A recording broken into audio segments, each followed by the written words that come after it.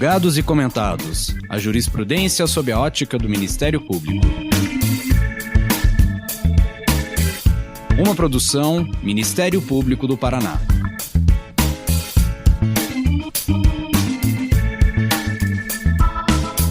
Olá, estamos começando mais um episódio dos Julgados e Comentados. Eu sou Sâmia Bonavides e neste episódio vamos conversar sobre a participação feminina no sistema de justiça, com a participação de Cimara Motter, promotora de justiça do Ministério Público do Paraná e presidenta da Associação Paranaense do Ministério Público. As mulheres que integram o Ministério Público e o Judiciário brasileiro são uma parcela considerável nas carreiras. Mas o fato é que as desigualdades na representatividade dos gêneros ainda persistem. Em relação aos cargos destinados à alta gestão, cargos de chefia, liderança, ou seja, no campo das decisões relevantes para a condução das principais políticas institucionais. Dados do CNMP revelam que em 2018 as mulheres eram 39% do total de membros do Ministério Público, sendo que apenas 18% eram procuradoras gerais de justiça e 24% eram secretárias gerais, em face do número de homens nos mesmos cargos, flagrantemente maior, é lógico. No Judiciário, o cenário é similar. Em 2019, as magistradas compunham 38,8% da magistratura nacional, mas apenas 25,7% eram desembargadoras e 19,6% ministras dos tribunais superiores. Fatores como maternidade, jornada dupla de trabalho e os estereótipos de gênero ainda dificultam nas carreiras as condições de maior igualdade para mulheres. Apesar dos desafios, é importante reconhecer avanços. E a resolução do CNJ 525 de 2023, por exemplo, que institui política de alternância de gênero no acesso aos tribunais de segundo grau, visa interferir na paridade da composição dos tribunais e representa um marco histórico na luta pela igualdade no judiciário. A criação de comissões de gênero, medidas de apoio que auxiliem na solução de questões relacionadas à vida privada, que repercutam na vida profissional e que afetem mais as mulheres que os homens, também são importantes destaques nas melhorias já conquistadas. A mobilização de diversos setores sociais, o desenvolvimento das corretas políticas de gestão nesta temática, continuam na centralidade, como pautas necessárias para mudar o quadro do machismo estrutural. Toda essa condução que tem sido feita por meio de CNMP, do CNJ, as dificuldades, as resistências e a necessidade de institucionalização de práticas que alterem esse quadro em busca da igualdade no sistema de justiça serão objeto deste episódio. Cimara, seja muito bem-vinda. Olá a todas e a todos, meu nome é Cimara Motter, sou promotora de justiça no estado do Paraná há 23 anos, com atuação na área criminal. Atualmente estou na presidência da Associação Paranaense do Ministério Público para a gestão 2023 e 2025. Já fui diretora de mulheres aqui na Associação Paranaense do Ministério Público no biênio 2019-2021.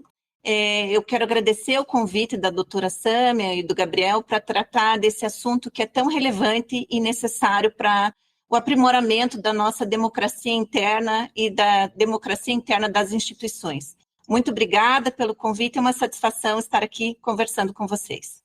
Eu que agradeço, em nome do Ministério Público, Cimara, por você ser uma presença feminina significativa na carreira. E por meio da sua presença, da representatividade das funções que você já exerceu e atuação nessa área, né, de promoção, inclusive, da igualdade de gênero, muito do que nós já conquistamos é parte do trabalho de mulheres como você.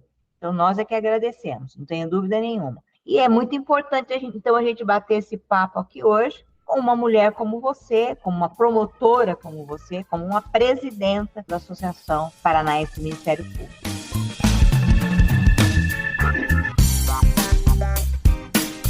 E eu começaria perguntando como é que você avalia a presença da mulher no sistema de justiça brasileiro, em especial no âmbito do Ministério Público.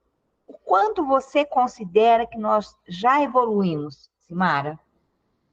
Doutora Sâmia, antigamente, quando eu ingressei na carreira, há 23 anos, muito pouco, quase nada se falava das peculiaridades da condição feminina nas instituições de justiça, dos impactos da divisão sexual do trabalho, dos cuidados e da maternidade na trajetória profissional das mulheres do Ministério Público.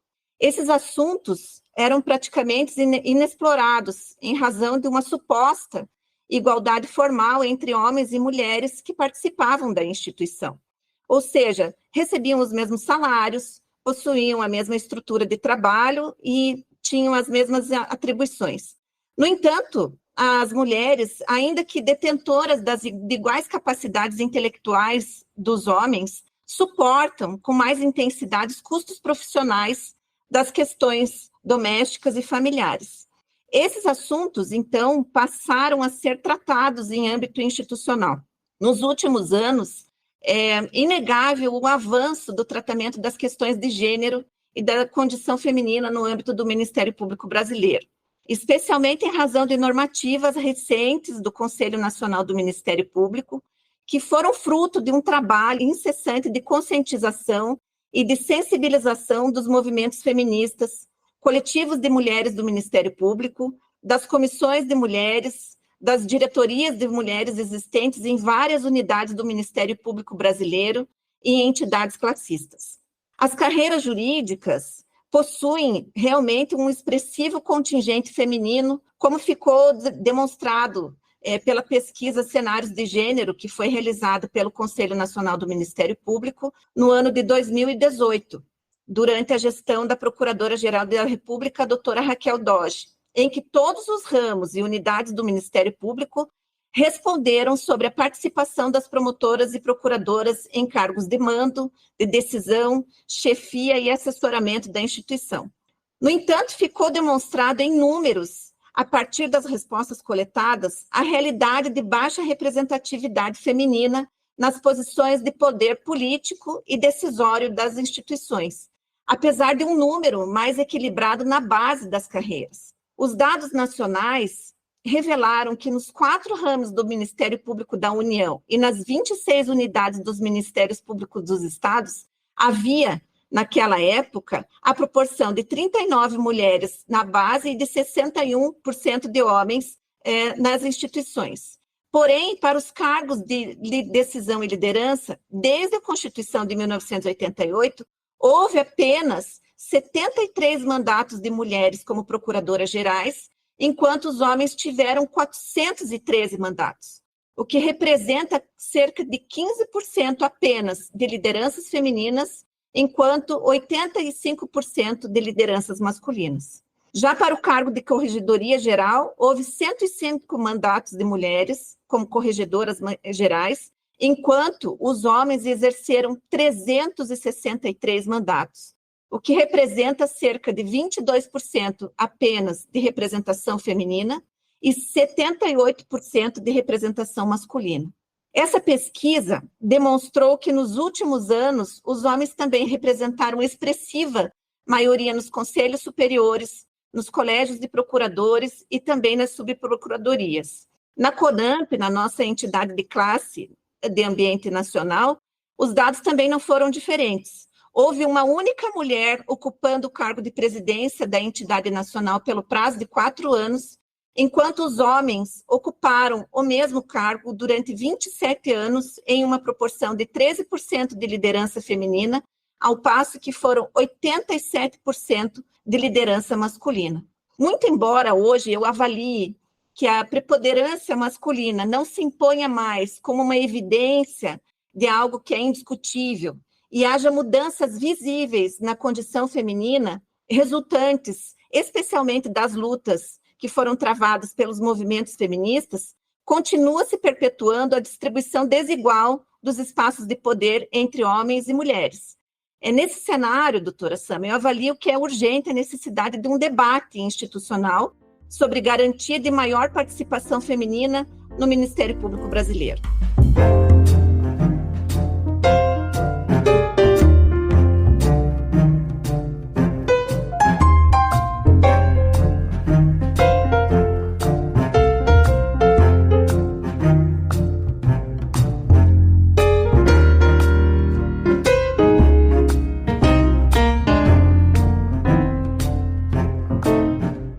Sabe que tudo isso, na verdade, está associado à cultura do machismo. Como é que a gente poderia traduzir essa cultura, que a gente sempre fala, cultura do machismo, né?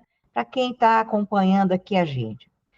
É um pensamento sedimentado, construído, como se existisse uma hierarquia, ou um sistema hierárquico de gêneros, no qual o masculino estaria em posição superior ao que é feminino.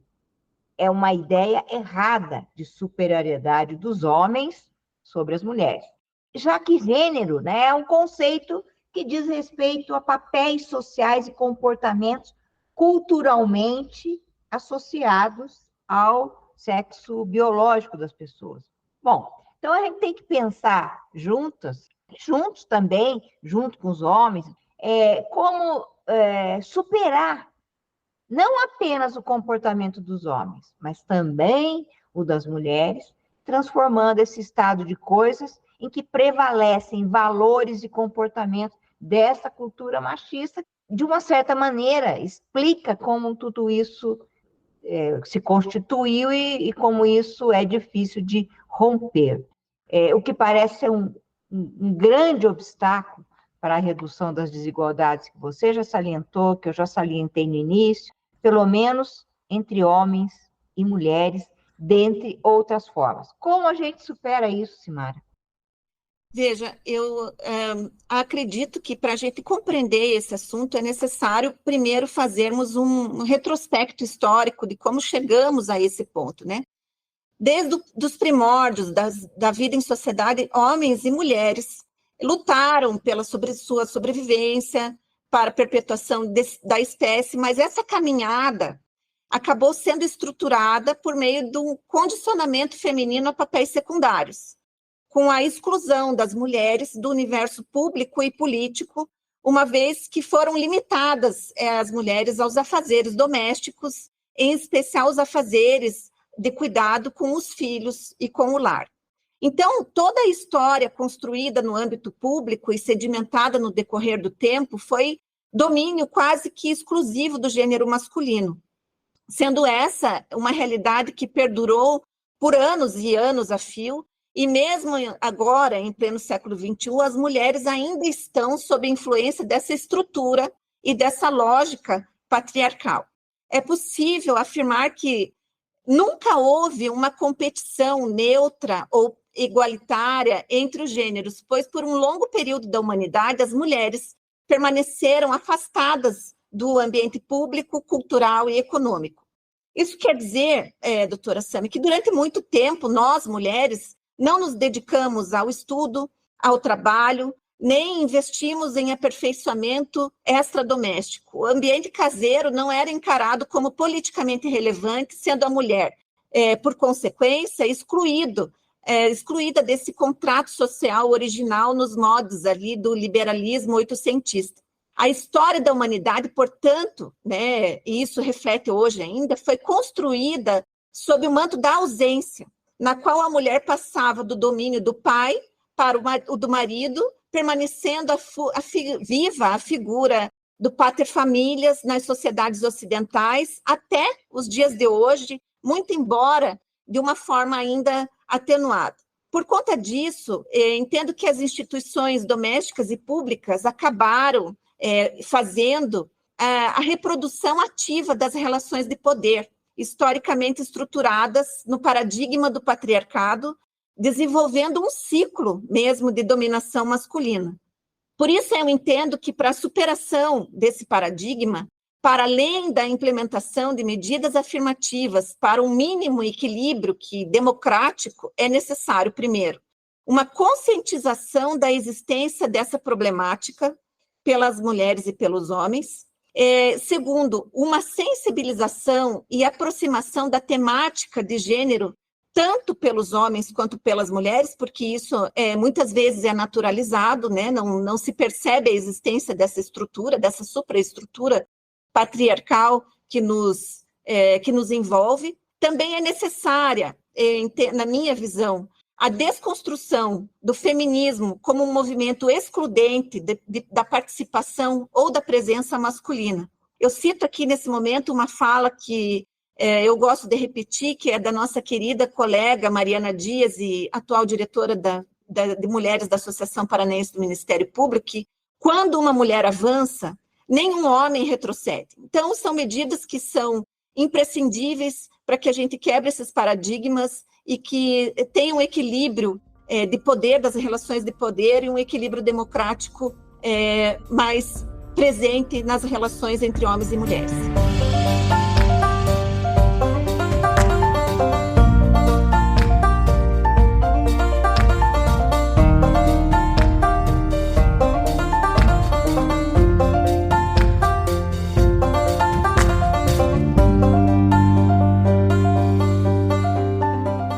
E aí a gente vê no último estudo publicado pelo CNMP, que retrata a questão de gênero no Ministério Público Brasileiro, que é de 2018, é aquele relatório chamado Cenários de Gênero.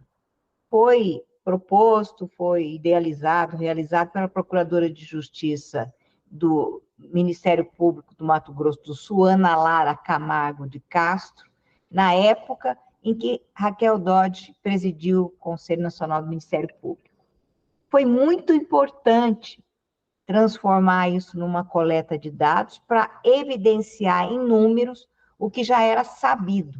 As mulheres são minorias nos cargos da alta gestão do Ministério Público Brasileiro.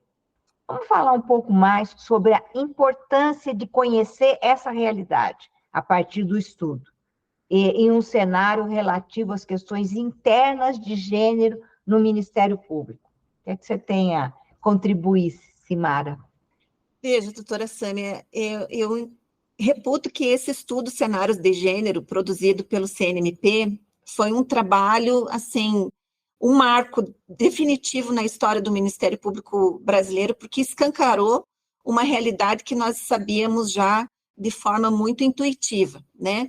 É um trabalho muito rico e que pode ser analisado e discutido sob vários pontos de vista.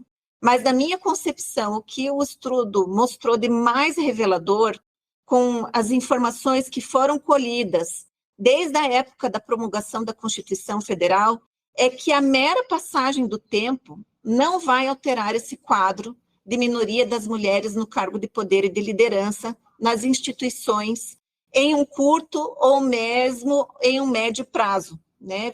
Vemos que faz 35 anos que a Constituição Federal foi promulgada, as mulheres conseguiram ingressar nas carreiras por meio de concurso público, de um critério objetivo, e ingressam, mas elas não conseguem atingir o mesmo patamar, o mesmo grau na ascensão vertical nas carreiras, tendo uma espécie de teto de vidro que as impede de ascender nas lideranças e nos cargos de poder dentro das instituições. Então, é necessário, e esse estudo de gênero deixou demonstrado, eu diria até mesmo imprescindível, a adoção de medidas afirmativas, temporárias, para o equilíbrio da representatividade feminina nas instituições do Ministério Público Brasileiro. Com certeza. Eu até recentemente participei de um estudo acadêmico, uma pesquisa acadêmica, um debate numa banca, né? Eu fiz questão de ressaltar que até as próprias conquistas que estão na Constituição Federal de 88, elas também não foram conquistas assim decorrentes do amadurecimento, né, democrático do país. Elas foram conquistas decorrentes de lutas, né?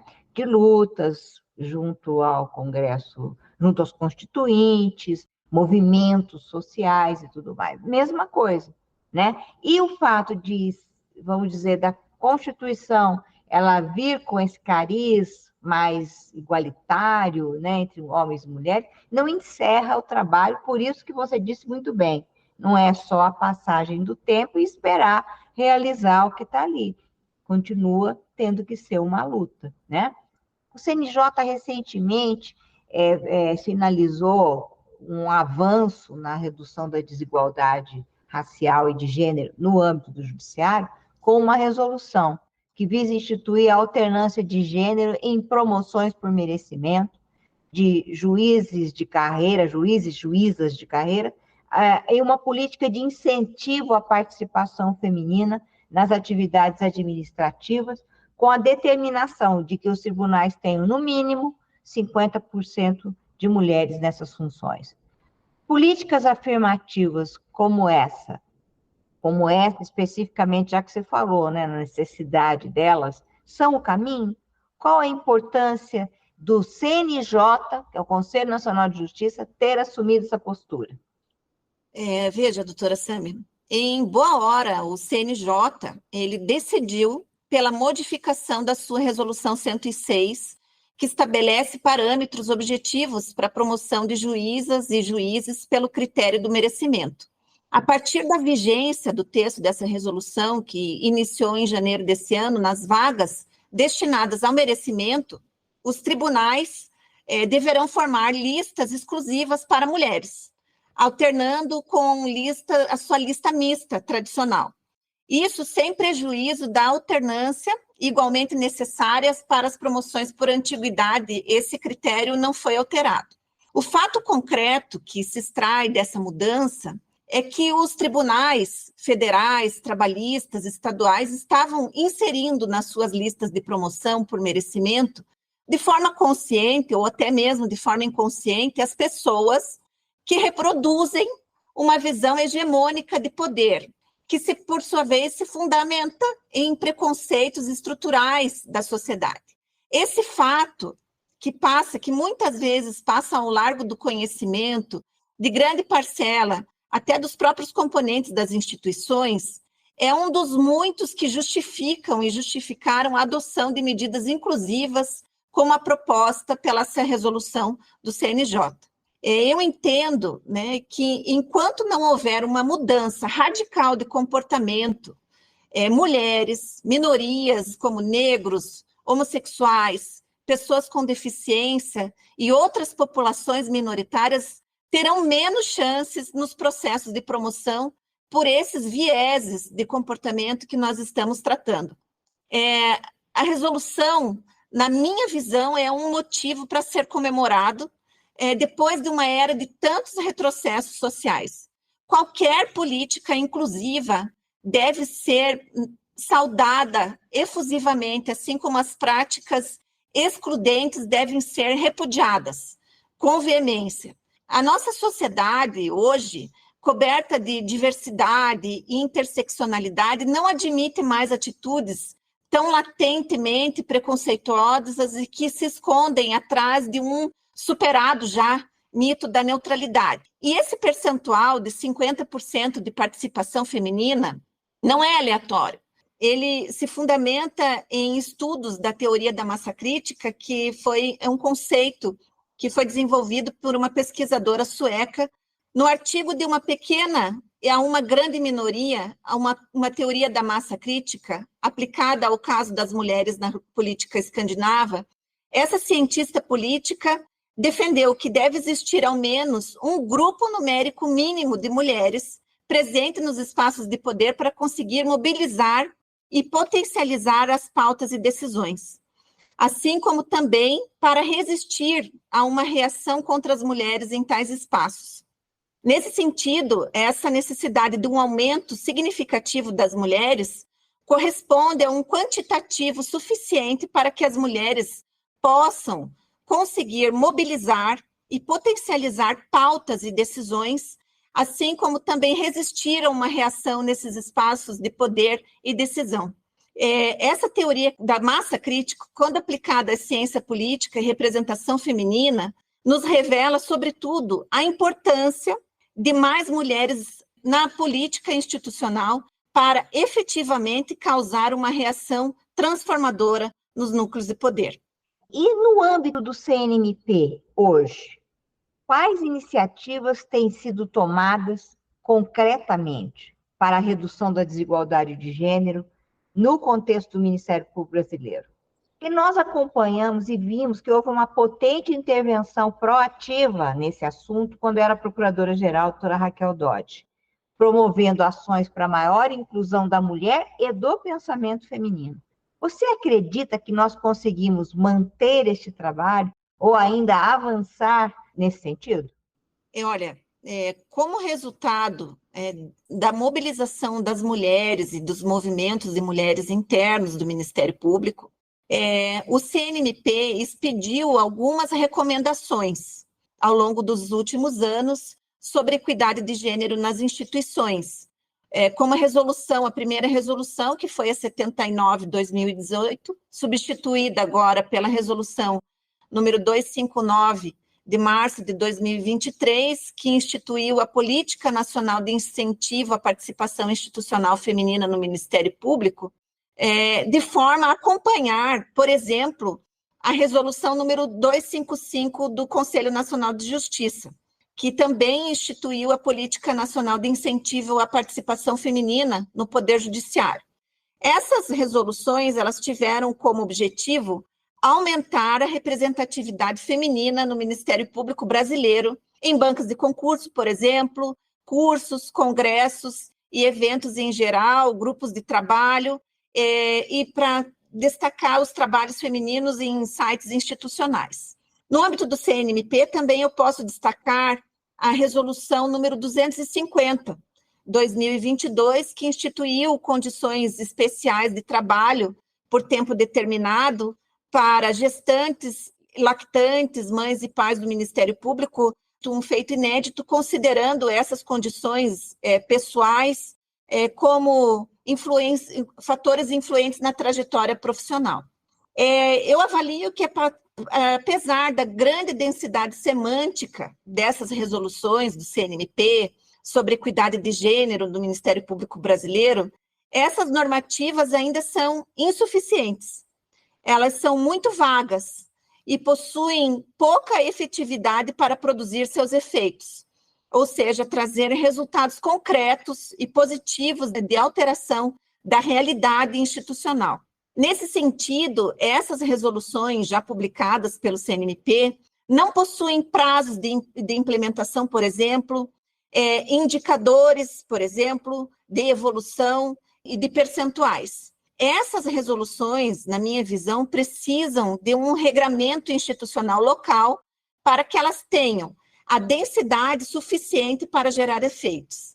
Ainda recentemente, na 18ª sessão ordinária do Conselho Nacional do Ministério Público, realizada em novembro do ano passado, o conselheiro Jaime Martins de Oliveira Neto apresentou uma proposta de resolução muito semelhante à proposta de resolução 106 do CNJ para acesso das promotoras de justiça às procuradorias de justiça, seguindo a alteração estatuída na resolução 255 do CNJ.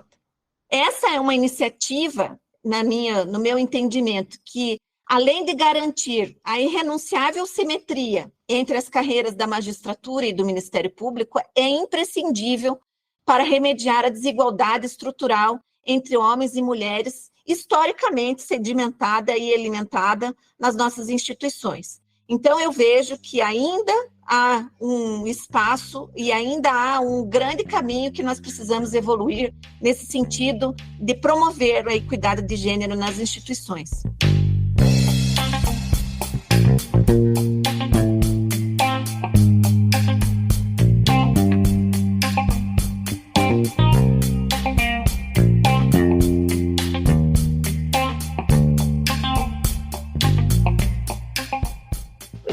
Então a gente tem que entender, né, todos esses avanços, eventualmente algum retrocesso, mas que tudo isso são mudanças necessárias que enfrentam muita resistência do próprio status quo, ou seja, de quem domina a cena. Como é que a gente faz para sair desse círculo de predominância da condução das políticas institucionais, sempre com base no mesmo padrão de gênero? Porque vamos lembrar da importância que já teve, que continua a ter, a presença da Raquel Dodge, a Rosa Weber, hoje já aposentada, mas uma pessoa influente, a Ivana Farina, a Adriana Cruz, nestes espaços que propiciaram mudanças normativas para a superação daquelas mesmas práticas que, além de privilegiarem os homens, não contribuem para melhorar a condição e a presença das mulheres no sistema de justiça. Isso leva ao ponto de reflexão que é bem relevante. O quanto representa de ganhos sociais e institucionais esta maior representatividade feminina nos espaços de poder. Gostaria de ouvir você a respeito disso, para encerrarmos esse papo tão legal. Então, como a senhora já mencionou, não demoraram a surgir críticas das mais variadas a essas mudanças, né, por parte do status quo, né, dos detentores do poder, especialmente em relação às propostas de medidas alternativas que foram propostas por essa resolução. Essa resolução recebeu ataques tanto em relação à sua constitucionalidade, como em relação à própria pertinência material do ato, né? Num primeiro argumento, que foi de caráter formal, temos que, dizendo que não seria constitucional, a questão, na nossa visão e na visão dos estudiosos, não parece se sustentar, porque o Supremo Tribunal Federal já reconheceu que as resoluções do CNJ e do CNMP são atos normativos primários, ou seja, eles são instrumentos jurídicos que retiram seu fundamento de validade do próprio texto constitucional. Então, dizer que uma resolução que propõe medidas alternativas, afirmativas para as mulheres é inconstitucional, não tem nenhuma sustentabilidade do ponto de vista jurídico. No aspecto material também, foi sustentado que não haveria necessidade dessas medidas, porque não ocorre discriminação de gênero no âmbito do Poder Judiciário ou no âmbito do Ministério Público. Mas como nós já vimos ao longo da nossa conversa, isso está longe de ser uma verdade absoluta. É evidente, doutora Sami, que essas práticas, na maioria das vezes, não são explícitas, mas elas existem, como os próprios números demonstraram.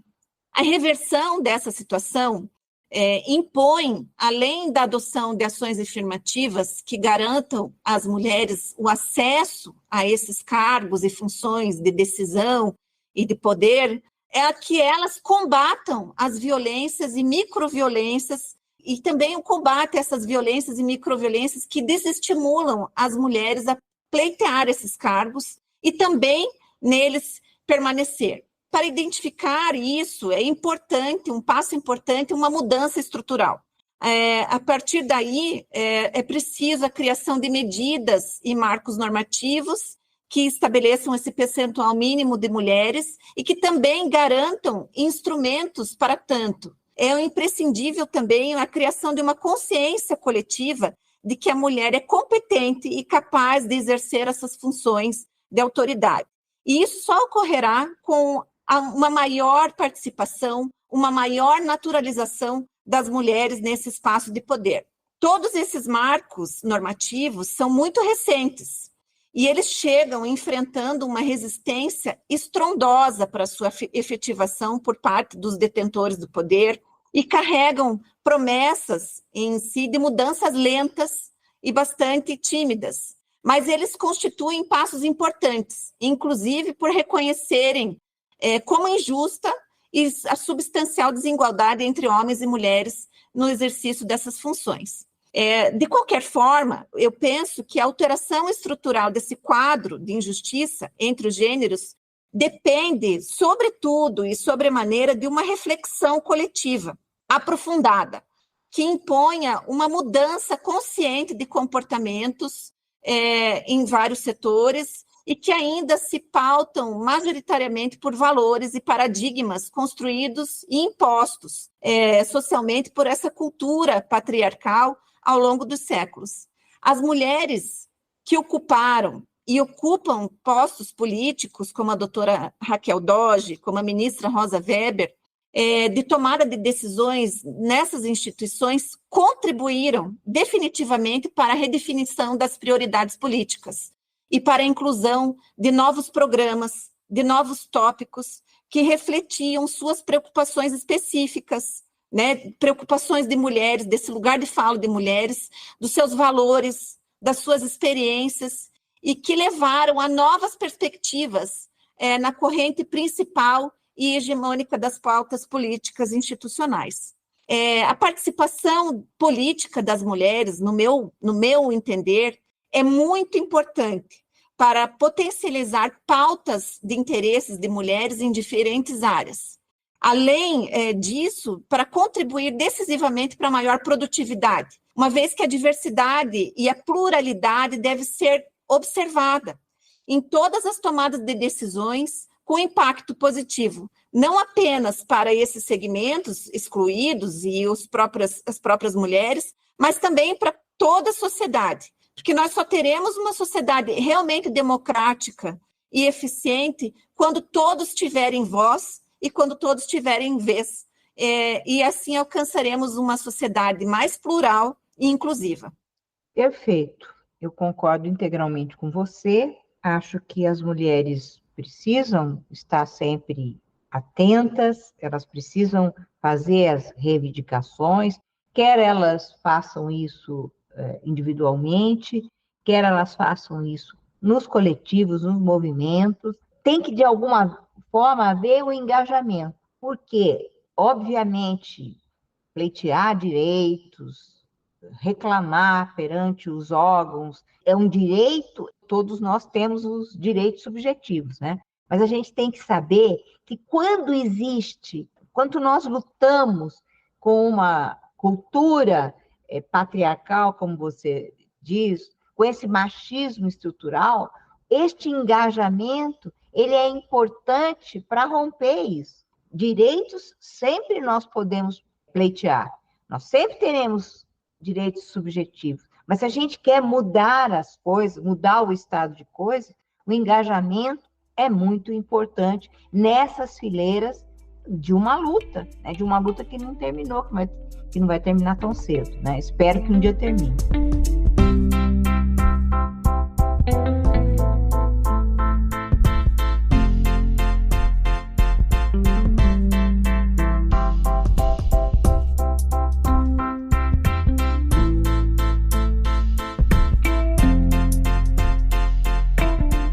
Então, eu gostaria de agradecer muito a promotora de justiça, presidenta da nossa associação, Simara Motter, pela participação nesse episódio, por compartilhar todo esse conhecimento, essas ideias, na verdade, que são muito importantes para a formação de outras ideias e para o engajamento das mulheres. E, nesse momento, eu vou dar aí um tempo para você se despedir e fazer mais alguma consideração que você acha importante, interessante e ainda necessária, Simara.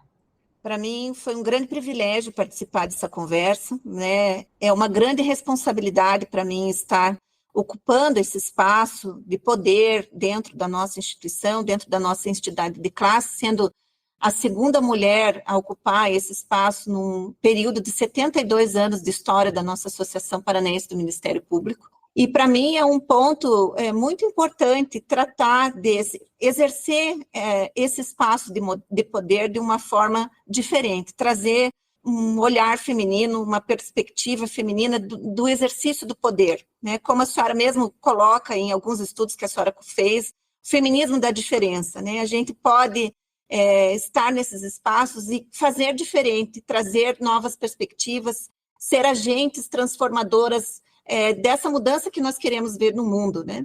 E para mim uma grande bandeira naturalizar as mulheres nesse espaço de poder, para que venham outras e para que outras ocupem esses lugares e realmente coloquem em prática todas essas nossas ideias e demonstrem que as mulheres têm competência, as mulheres têm capacidade de estar nesse exercício desses cargos de liderança e de poder de uma forma tão natural quanto dos homens. Então, para mim, foi um grande privilégio, uma grande oportunidade ter essa conversa, e estou aqui sempre à disposição para o que for necessário, para nós continuarmos esse diálogo, sempre que for preciso, e estando sempre aberta para as colaborações e discussões da Escola Superior do Ministério Público do Paraná. Muito obrigada pela oportunidade. Ótimo, Cimara. Adorei essa conversa. É uma pena que ela está se encerrando, né? Mas você que nos acompanhou até aqui, não se esqueça de curtir ou se inscrever em nossas redes sociais, assinar nosso podcast no aplicativo de sua preferência, e você também pode participar da elaboração dos julgados e comentados, sugerindo um tema, encaminhando dúvidas ou comentários aqui no e-mail julgadosecomentados@mppr.mp.br ou pelas nossas redes sociais. Muito obrigada e até a próxima. Uma produção Ministério Público do Paraná.